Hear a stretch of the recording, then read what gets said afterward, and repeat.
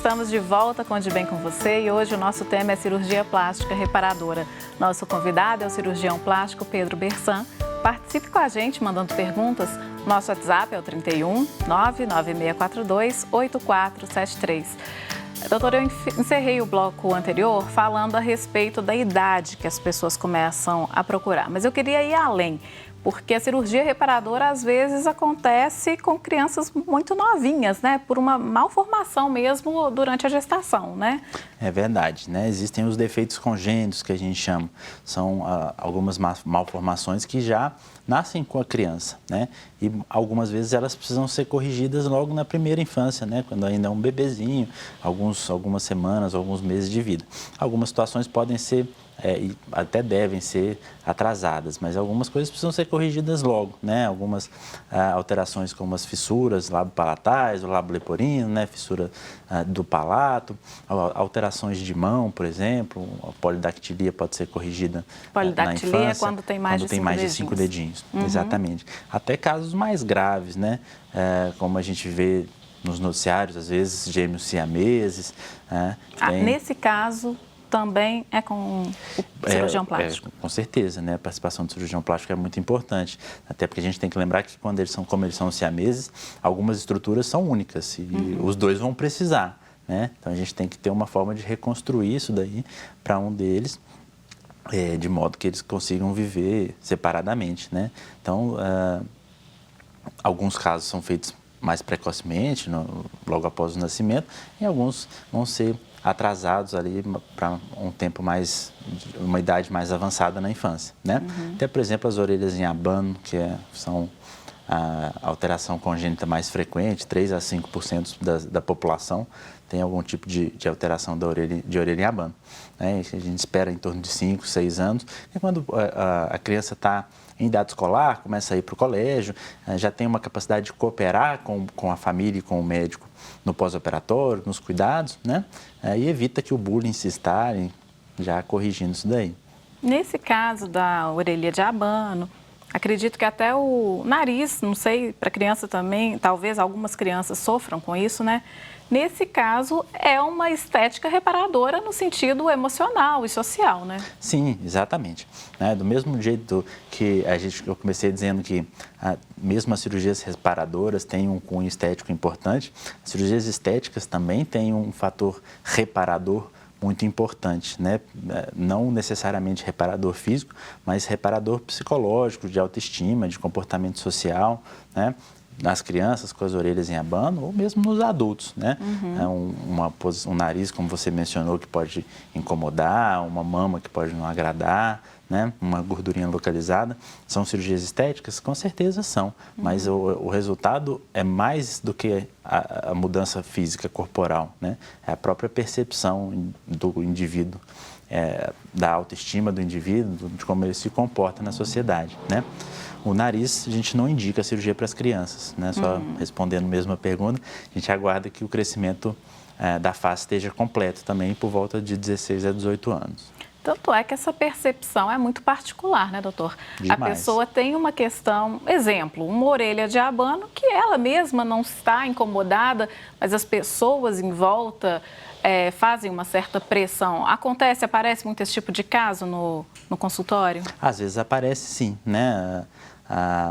As pessoas acabam procurando por influência de outras pessoas, às vezes, exatamente como você mencionou, uma orelha que incomoda a família, mas o adolescente não quer operar, né? Ou mesmo um marido que quer que a esposa faça alguma cirurgia plástica na mama, mas ela está satisfeita, né? Então, assim, são situações que a gente tem que lidar com bastante cuidado, porque a cirurgia é uma mudança importante, né, no corpo de cada um.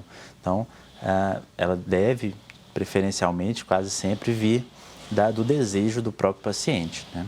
Sim, até porque depois de uma cirurgia, o senhor tem um paciente novo, literalmente, né? Exatamente. Novo emocionalmente. É isso mesmo. Como que se espera, né, que seja um paciente pós essa cirurgia, satisfação? A pessoa já A gente espera que ele fique bastante feliz, né? A pessoa, ela chega no consultório assim, doutor, minha vida mudou. Ah, muito frequentemente, muito frequentemente, né? E não necessariamente no porte da cirurgia, né? Como eu disse, o grande resultado, a grande mudança que a cirurgia plástica traz é na autoestima, na percepção que o paciente tem de si mesmo. Isso é muito nítido no consultório, tanto verbalmente, quando os pacientes falam, nossa, minha vida mudou muito, estou fazendo isso, estou fazendo aquilo, mesmo de forma subjetiva, né? A gente pode, isso tem trabalhos e tudo, a gente começa a perceber a mudança no perfil do Instagram, por exemplo, né? Um paciente que faz uma mudança corporal, uma cirurgia, uma rinoplastia, por exemplo, começa a dar um enfoque maior naquela região, nas fotos, muda o tipo de roupa que usa, né? Uma vez uma menina que tem as mamas muito pequenas, coloca uma prótese de mama, começa a usar umas roupas mais decotadas, né? O cabelo fica mais preso, no caso da autoplastia. Então, tanto verbalmente, como eu disse, como até sinais não verbais, né? Então, a forma de encarar o mundo muda bastante quando a autoestima melhora. A gente seguiu adiante, eu não complementei essa questão anterior do lábio leporino, né? Quais são os benefícios, então, para a criança que faz?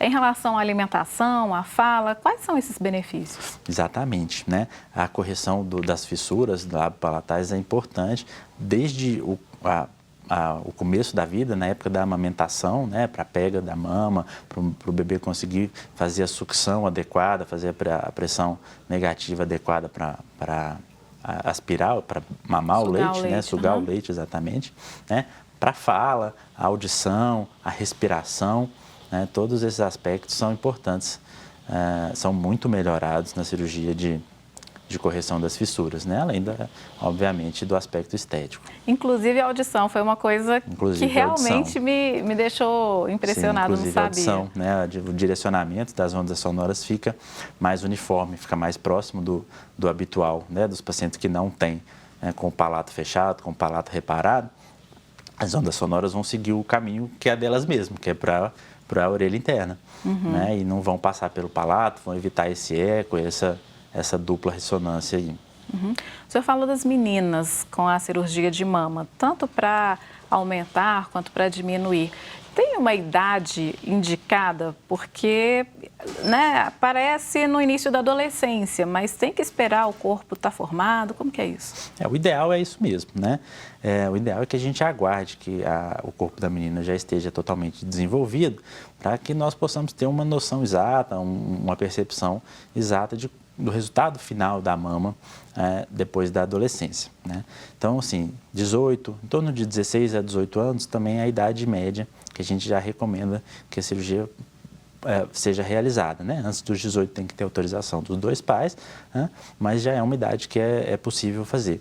Existem alguns casos extremos, né? Algumas situações de exceção em que a menina com 14, 15 anos já tem uma mama muito grande, muito desenvolvida, exuberante, né? Isso está causando um problema mais importante, tanto postural quanto de pele, né? Às vezes dá machucadinho, ferida, inflamação na mama e até social mesmo. Nessas situações a gente já avalia caso a caso, né? Sabendo que pode haver alguma limitação no resultado se a criança continuar, se a mocinha continuar com o crescimento dela.